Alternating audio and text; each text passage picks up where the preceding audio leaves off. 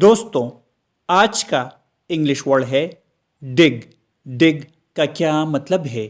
آئیے سیکھتے ہیں آج کی اس چھوٹی سی ویڈیو میں۔ ویورز جو بھی نئے ہو تو چینل کو ضرور سبسکرائب کریں۔ ڈگ مینس خالی کرنا، کھوکھلا کرنا یا کودنا۔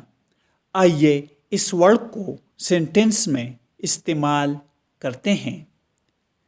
The workers filled in the dig with mud. Mud means مٹی۔ Workers means مزدور۔